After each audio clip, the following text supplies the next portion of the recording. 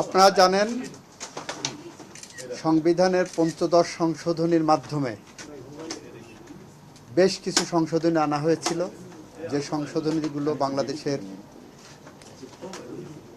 গণতন্ত্রের কবর রচনা করা হয়েছিল, যে সংশোধনীগুলোর মাধ্যমে বাংলাদেশের ফ্যাসিস্টের চিরস্থায়ী বন্দোবস্ত দেওয়ার জন্য প্রক্রিয়া আনা হয়েছিল, যেগুলো নিয়ে আমরা বলেছিলাম এটা ultra vires to the constitution.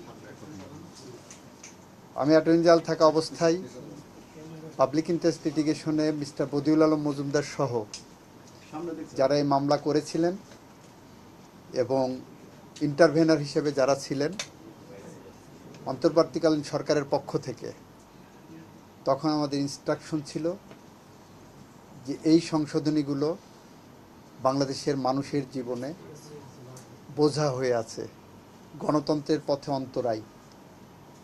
বাংলাদেশে গণতন্ত্র উত্তরণের জন্য অন্তর্বর্তীকালীন সরকার অবশ্যম্ভাবী, অন্তর্বর্তী সরকারের বিকল্প কিছু নাই।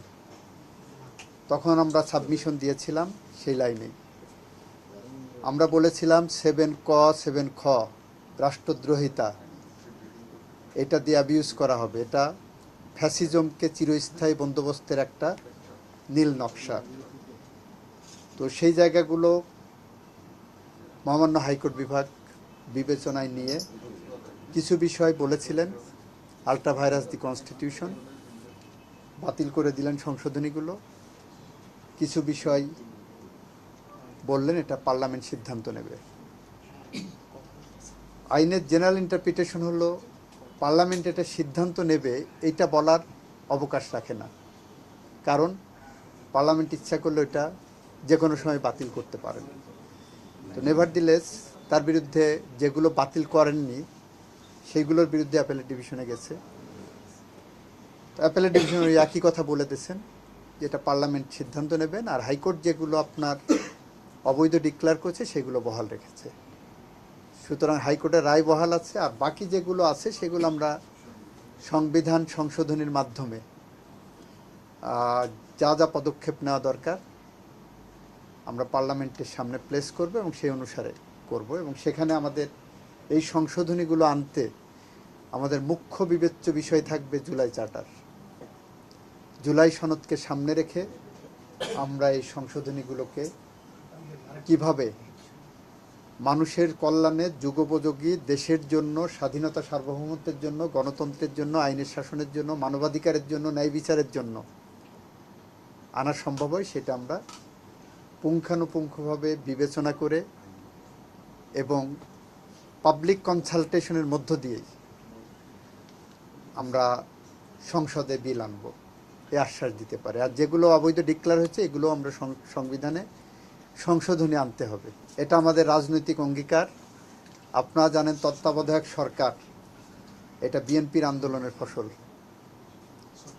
কিভাবে 91 সালের যে নির্বাচন হলো সেটা বিএনপির বেগম খালেদা জিয়ার নেতৃত্বে যে সংগ্রাম হয়েছিল সেই সংগ্রামের ফসল ছিল অন্তর্বর্তীকালীন সরকার। সেই কনসেপ্ট থেকেই তত্ত্বাবধায়ক সরকার প্রক্রিয়ায় গেছি। 96 সালে বিএনপি পার্লামেন্টে ত্রয়োদশ সংশোধনের বিল এনেছিলেন, এনে নির্দলীয় নিরপেক্ষ তত্ত্বাবধায়ক সরকারের সাংগঠনিক রূপরেখা তৈরি করে দিয়েছিলেন। এবং বিএনপি এটার জন্য বিগত 16-17 বছর ধরে সংগ্রাম করেছেন।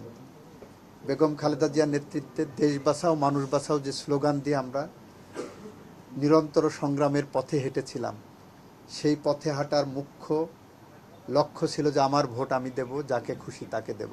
এবং সেই প্রক্রিয়ায় ফেরার জন্য তত্ত্বাবধায়ক সরকারের বিকল্প কোনো পথ ছিল না। আমরা সেই জায়গাটা রাজনৈতিকভাবে অঙ্গীকারবদ্ধ।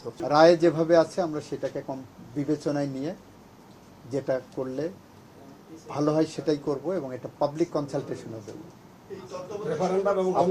আপনারাও সেটার পার্ট হবেন। আমরা রায়টা বিবেচনা করে আসুক সামনে, রায়টা দেখি, রায়ের আলোকে রায়ের সাথে যাতে সাংঘর্ষিক না হয় সেইটা বিবেচনা করে যে পাবলিক কনসালটেশনে দেব। সব শ্রেণীর মানুষের, সব মতের মানুষের, সব পথের মানুষের সাজেশন নেব।